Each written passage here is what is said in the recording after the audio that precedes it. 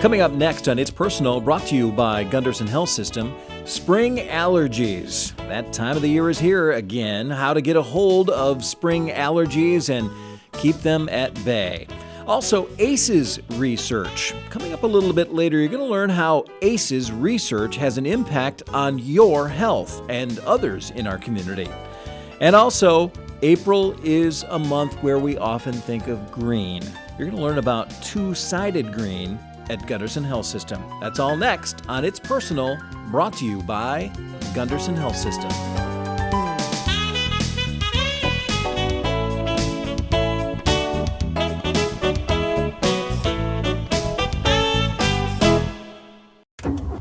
You know, house calls aren't typical anymore. But as a Gunderson cardiologist, I do the next best thing: outreach visits to my patients in rural clinics and hospitals. I love that I can bring care closer to home, especially when they're ill or the weather is not good. At Gunderson Health System, our doctors go the extra mile, or 60, to provide care for patients. It's the driving force behind love plus medicine. Learn more about Gunderson hospitals and clinics at gundersonhealth.org. Welcome back to It's Personal, brought to you by Gunderson Health System. I'm Christopher. Well, spring allergies is something that affects more people than you might think. Joining us to talk more about that is Dr. Todd Mahr, pediatric allergies. Thanks for joining us. My pleasure. Spring allergies. What causes spring allergies? Well, spring allergies, depending on where your spring is, for us around here, we're talking tree pollen starts and then grass pollen.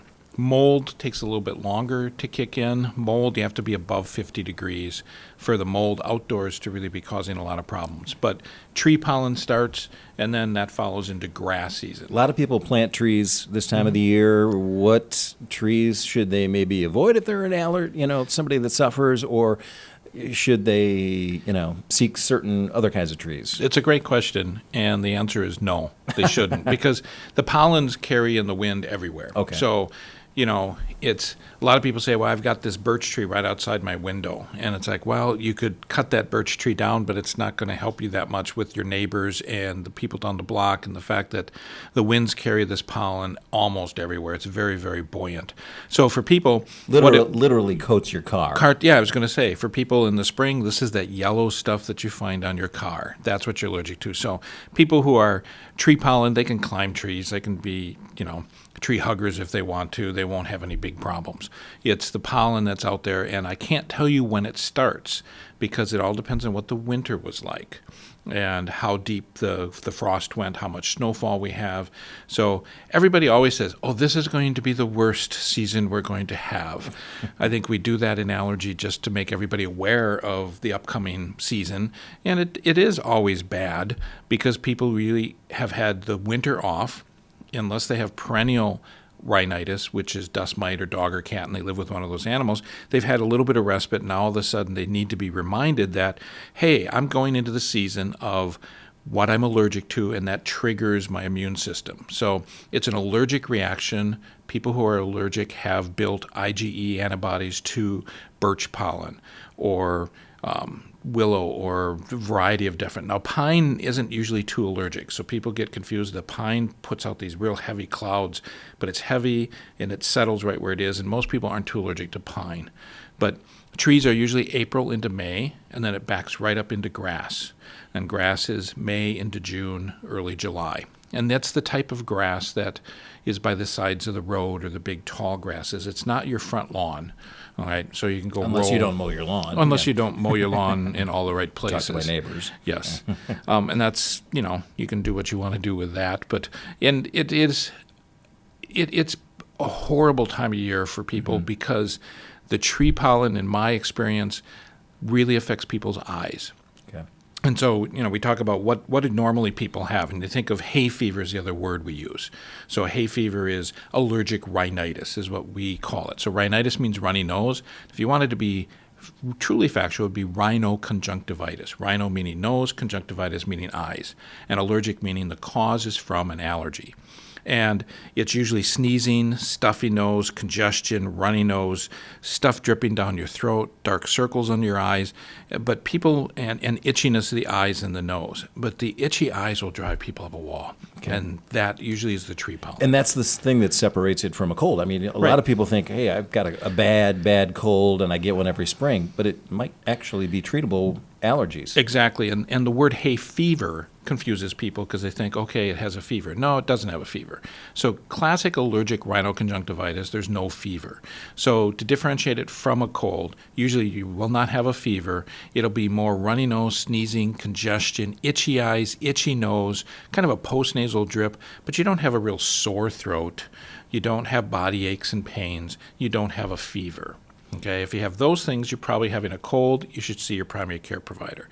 If you've got the other symptoms, it's most likely an allergy. Seeing an allergist can help. We'll talk about that in a little while. Or you can try some self-medication. We'll talk about that also. The people who really suffer are the ones who are tree and grass allergic, and then on top of it have mold, and so they're basically going from nothing to boom, and it just kind of like just blows it up, and they're miserable. And they unfortunately wait too late. They're miserable, their eyes are swollen shut, their nose is congested, they can hardly talk because their nose is so full, and they have problems. I've heard you say this before, that if you know you have these problems, you want to get ahead of it and treat it early. Right, and that's where seeing an allergist to find out what you're allergic to so you can know your seasons and then say, okay, I know it's going to start in April, so let's start on my antihistamine. So over-the-counter Claritin or Zyrtec or Allegra are all trade names. The nasal steroids, Flonase or Nasacort or Rhinocort are available all over the counter, but starting a week or so before. So you can watch the TV news, pollen counts are available. The other thing I tell people, just look at the trees. If you're starting to see them bud out and you always have problems in the spring, that's when you start your meds. Don't wait till you're symptomatic because then you're too late. And then it doesn't have the same effect. Right. It's trying to do too much. You've got so much congestion, it just really can't help you too much. We're talking with Dr. Todd Mahr, pediatric allergist, about spring allergies. And so many people, is it something that's grown? Are more people suffering from allergies, or is it just more awareness? I think it's awareness. There's about 50 million Americans who sneeze and wheeze and all that thanks to seasonal allergies. So, upwards of 40% of people suffer at some point in time from allergies, maybe not spring, might be fall, might be perennial. So again, that's where if you think you're having problems, seeing a board-certified allergist. We have both pediatric and adult allergy here at Gunderson Health System that we can get you in, help you find out what you're allergic to through simple skin testing or maybe blood testing, and come up with a treatment regimen. If you're not that bad, you can see your primary care provider. Talk a little bit, if you would, about more of those treatment options, because you mentioned already over-the-counter and that you can see your provider if you really have a problem. What other options are there out there? What do you suggest? I know you've talked about simple things like, hey, in the spring, don't put your clothes outside. Right, yeah. I mean, those are some of the simple things. If you know you're allergic, spring comes and we've been cooped up, and so everybody wants to open the windows. The worst time to do that is in the spring if you're allergic, especially early in the morning. So people will get home from work and they'll open the windows up and air the house out, and they'll leave the windows open overnight. It gets a little cool. They like that. Well, a lot of these plants pollinate, and trees pollinate first thing in the morning. So 5 a.m. to 11 a.m., and you're waking up and you've coated everything in your bedroom with pollen. Okay, so not a good idea. Don't hang bedding or clothing outside. Some people still do that. And then you're bringing that pillowcase in coated with pollen. The dog going outside, running around, and if it sleeps with you. If you've got long hair, washing your hair when you come in so that hair is not sitting against your eyes full of pollen. So those are some simple things you can do to prevent you being exposed to the triggers, maybe not gardening in the morning, maybe doing that later on in the afternoon when the pollen counts have gone down a little bit. Windy days are worse days for a lot of people. And then we talked about medication. So we've got the over-the-counter antihistamines. Decongestants we try to tell people to avoid. They tend to unplug you, but they have more side effect profile for most people. The nasal steroids, so they're not the anabolic steroids that are going to beef you up. They're the kind that fight inflammation, are over-the-counter now and can be used safely during those seasons. What do we have in our toolbox? We have some other medications we can use by prescription. And then if we know what you're allergic to and you've shown that you suffer even on top of the medications, then we can talk about immunotherapy. And immunotherapy there's tablet forms, so sublingual immunotherapy for both grass, ragweed, and now dust mite. So these are FDA approved, high potency. You use them for 3 years, you're done.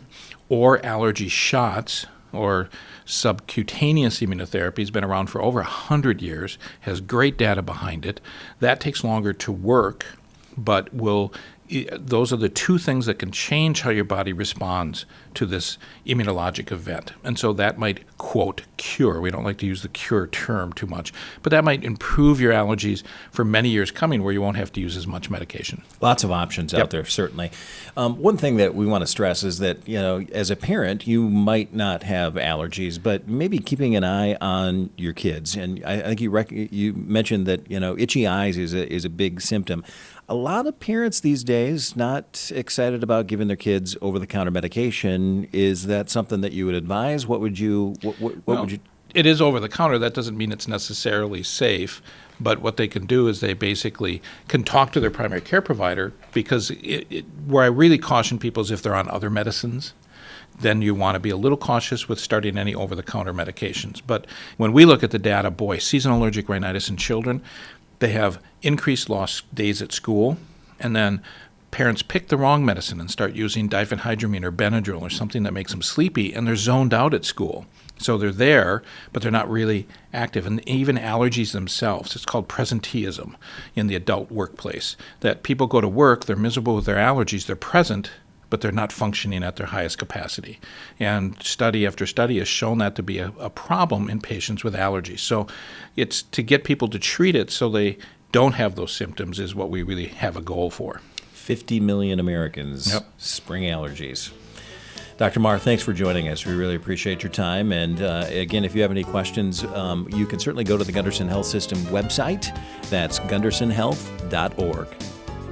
When we come back, ACE's research, how it has a direct impact on your health and others in our community. You'll learn more when It's Personal continues, brought to you by Gunderson Health System.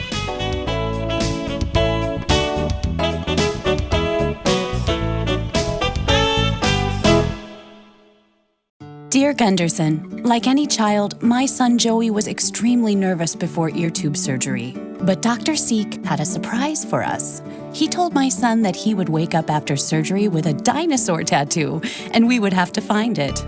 This caring and creative idea turned my son's fear into a smile. Thank you for showing us what love plus medicine really means. Sincerely, Joey's mom, Alicia. P.S. The tattoo was hidden on the bottom of his foot.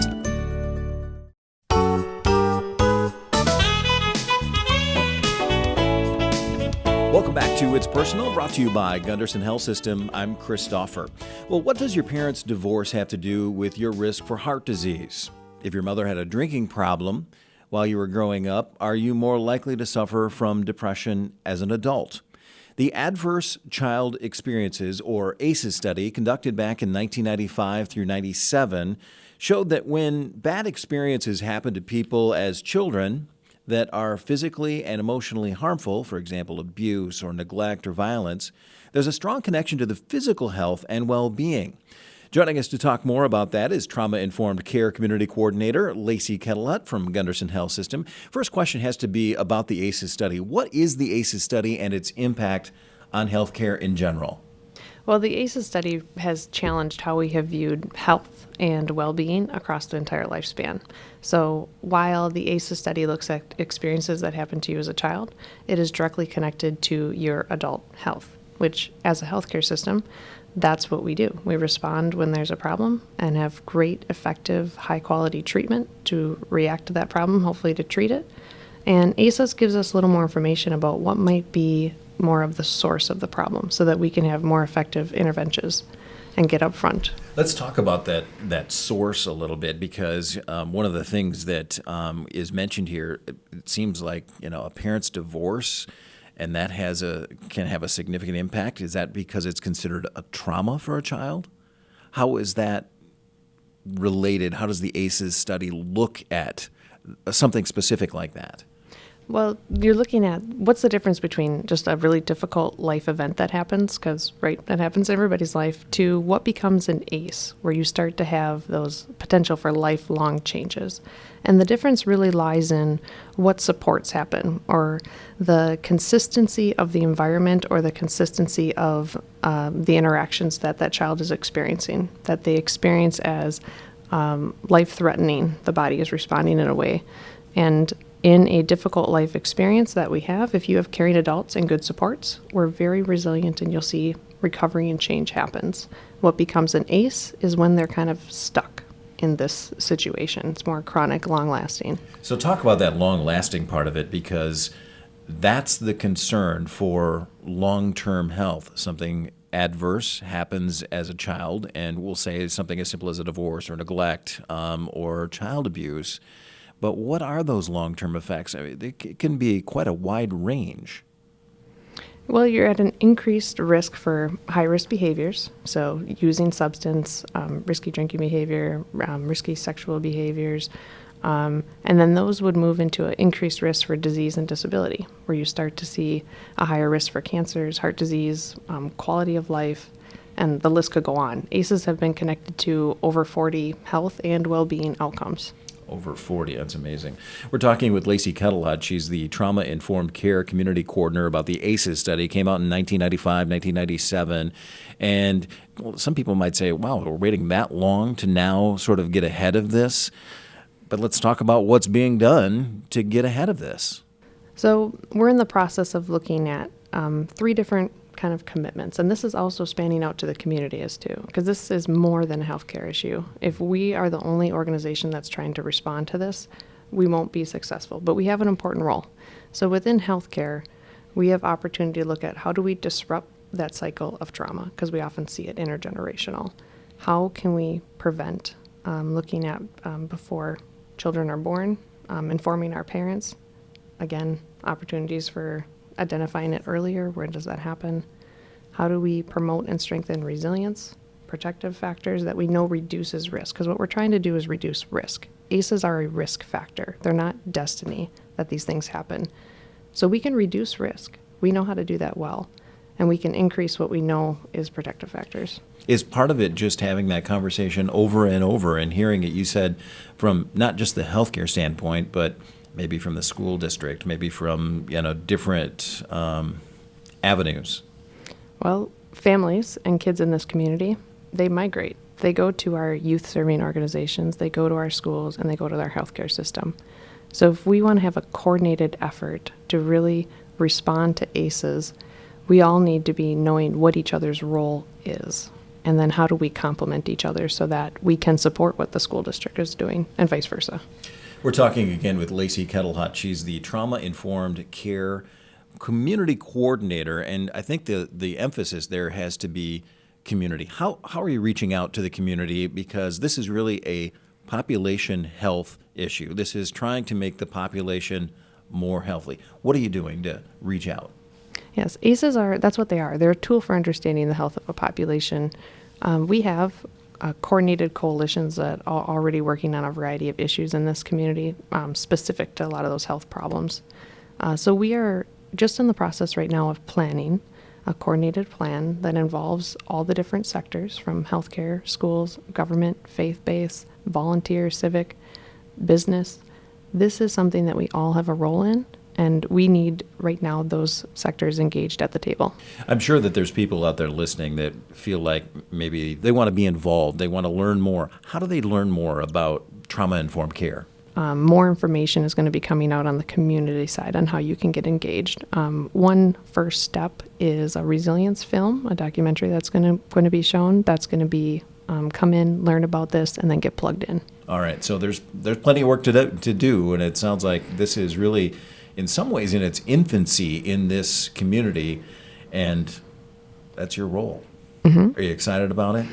There's a lot of opportunity. It's important to always point out that while the ACEs, it's easy to recognize the trauma, we need to focus on the resilience. And as we move forward as a community, the goal is to be action-oriented and focused on resilience. How do we foster that? Because if we foster resilience in a family or a child, we're going to see healthier organizations and a healthier community. Lacie, how do we measure success? Well, we'll see some long-term outcomes, which will take a while, so this can be a generational long-term plan. But at the same time, we should see a reduction in some of the high-risk behaviors that we work with, as well as our interventions. Are other communities taking this on? There's been some communities that are A little further ahead of us are our champions, but there's no community out there that I know of that would say, we got it right, we figured it out. We're very much in that process of how do we take what we have learned from the ACE study and integrate it into what we do so that we can do it more effective and better. So we're in the process of figuring that out. All right, if you'd like to learn more about ACEs, we'll be sure to make sure we have some information up on the website. That's gundersonhealth.org. When we come back, Earth Day is the month of April. We think about green and spring, really, in the month of April. You're going to learn about two-sided green and what's being done at Gunderson Health System. That's all next on It's Personal, brought to you by Gunderson Health System.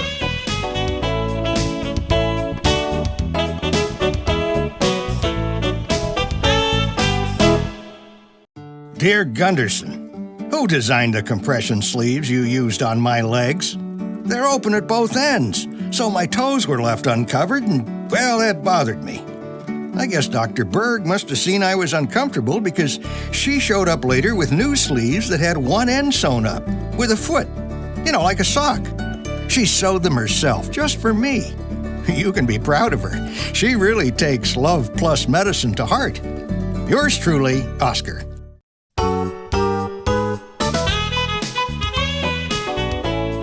Welcome back to It's Personal, brought to you by Gunderson Health System. I'm Christopher. Well, spring is here, and April is that month where there's green all around. And here to talk about, I'll say, two-sided green is Jeff Rich. He's the Executive Director of the Envision program through the Gunderson Health System. Thanks for joining us, Jeff. Oh, no problem. Thanks, Chris. Let's first of all talk about what is Envision. It's a program that I know that sort of took off, started off as a baby, and now it's become an adolescent? I wouldn't say yes, an adolescent. Probably not completely grown up yet, but it keeps growing every year. Envision really started as a program. It's our program, Gunderson's program for environmental stewardship. And it really began in 2008. And even before 2008, though, Gunderson had always had a very strong environmental ethic. We have our own laundry. We do laundry, reprocess laundry. We don't throw it away on site. We've done a lot of recycling for many years, things like that. But what really was kind of the genesis was this energy audit we did in 2008 and in February.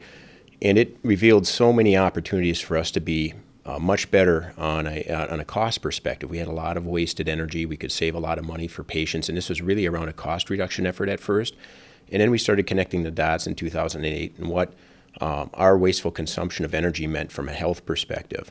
And as you know, a lot of the energy that's created in the upper Midwest comes from the burning of fossil fuels. There's been a lot of linkages in the literature over the years to human health conditions from that. And health systems are 2.5 times more energy intensive than other buildings of the same size. And is that because they're 24/7? Right. That's one of the reasons. They're 24/7. They have some very difficult air handling codes that require air exchanges and things like ORs and or operating rooms and surgical procedures. So we have to bring in air from outside. We have to cool it down to dehumidify it and heat it back up. And for an OR, for instance, you have 20 air exchanges per hour. And so you're basically doing all that, putting all that energy into the air volume, and then sending it out of the building every few minutes. So you recognized an opportunity with the energy audit, but you kind of took it to a different level. Right. Most people would say, well, hey, we're going to do this energy audit, make some adjustments internally and be done. But that's not what the Envision program really ended. That's not where it ended. Right. Back in 2008, we started making that connection, connecting the dots between health and the environment and cost reduction for patients too, being able to not have to pass along wasteful cost. And we said, what would it possibly take? It was just kind of an idea. What would it take technically to actually offset our fossil fuel consumption and be clean with it? Could we do it technically? Could we do it financially in a feasible or viable way? And we developed a roadmap. We had some very engaged leaders, as you know, Dr. Thompson and the board at that time, some of our senior leaders like Jerry Arndt and others that were here then, were very passionate about maybe trying to do this. And the board had some support for that. And we set a goal in at the end of 2008 to achieve energy independence in 2014. Which was to actually create more British thermal units, or BTUs, the unit of energy, than we consume. And we had our first day, as you remember, in October 14th of 2014. We had our first day where we made more clean energy than we consumed from the grid. And you did that in a variety of ways. It wasn't one project. It was multiple projects, right. Wind, Maybe you can give the list. Well, I think the first thing that we always try to stand on and really preach somewhat to people is energy efficiency. Sure. Right. We learned to turn off a lot of things that were on when they didn't need to be. Today, it's kind of like telling the kids, shut your Right, lights off right. when you leave the room, right? Take care of your own home first, Yeah. right? And be good stewards. And then you don't have to go as far in the renewables. And we're about 55 to 60% more efficient with our space today than we were in 2008. And then we did things like wind, like biogas projects, the biomass boiler, geothermal, solar now we're getting into pretty heavily. So a lot of those things, but those are more difficult, more risk involved, more complex.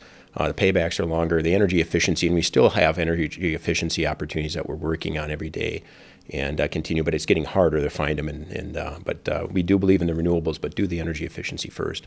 We're talking with Jeff Rich, Executive Director, the Envision program. I mentioned off the top, two-sided green. Explain what that means. And that's something that I believe kind of a concept that was started off in leadership, and it's something that you said, this is something that we can build upon. A lot of people think that you have to pay more to be green, and that's not really the case. We approach it from, in manufacturing, there's a Lean Six Sigma. It's starting to come into healthcare. It's a process improvement methodology, and you're really trying to eliminate waste. And when you eliminate waste, you typically reduce cost. And so we said we want to do this in a way that's financially responsible because we have a healthcare cost crisis in the country. We don't want to charge patients more just to do the altruistic thing. They can't afford their healthcare as it is. At the same time, we don't want to hurt the environment and hurt health just to save a buck. So we coined this term, two-sided green. When we go into a project and do the business case, or we're looking at concepts and developing, we're trying to make sure we get a good financial return at the same time of doing the right thing to take care of the environment and health. And if we can't do that, then the project doesn't go forward. And sometimes we get into a project on paper, it looks good both ways, and we find out once we're in it, it's a little more difficult on one or the other than we thought. So not everything goes perfectly, but in most cases we've been able to do that, and we continue to try to make that better as we learn and grow. Well, we know the Envision program has been successful. It's been throughout the media, national attention for it. You've won awards. We could talk about that on and on. But how do others learn from you, from the Envision program? From what I understand, you're out doing consultations and trying to get others to take advantage of this huge opportunity that exists in healthcare and other industries. Right. I mean, one of the first things, we've improved our energy efficiency 55%. Most health systems have 20 to 30% with very good financial paybacks that they can take off, and that has huge implications on cost and on the pollution that they're responsible for. So we think this is not just good for Gunderson or La Crosse and our communities in this area, but for other health systems across the country and to help them and help patients, help us all. What's been the reaction to some of your visits, some of your consultations? What are people saying after you say, here's your data? Yeah, usually they're quite excited. It's most folks are looking for an opportunity, and when you can go in healthcare and save a dollar, because healthcare basically is operating at a not-for-profit or very small margins to maintain their bond rating. So if you can save dollars on the bottom line, it's essentially like growing the business by 25 times that amount because their margins are so small. So when they're just wasting 20 to 30% of a multiple $1 million bill every year on energy, it's easy pickings for them to go and do that, and then it's not so challenging for them to have to grow the business or find other ways to save, which often involve people, often have to see more patients or hustle them through and things like that. And so it's very difficult when your primary cost is the people that actually deliver the care. And so it's really important to find these areas where we can save dollars and costs for patients and not have to impact the quality of care or our staffing and those kinds of things. Jeff Rich, Executive Director of the Envision program, your baby, now an adolescent, maybe an adult someday, but good luck with the consultations. Good. If people do want to learn more about consultations, not necessarily just the healthcare industry, from what I understand. Right. We can help others too, but it seems like we relate very well with our peers. And they understand sometimes there's some special things in healthcare. But, universities have similar types of scenarios and loads that we do. But a lot of these principles apply everywhere. All right. Mm-hmm. So if you want to get in contact with Jeff. Actually, the GundersonEnvision.org is the website. All right. So, yep. GundersonEnvision.org. There you go. Jeff Rich, thanks for joining us. Thank you, Chris. And that wraps up this edition of It's Personal, brought to you by Gunderson Health System. I'm Chris Stauffer. Thanks for joining us.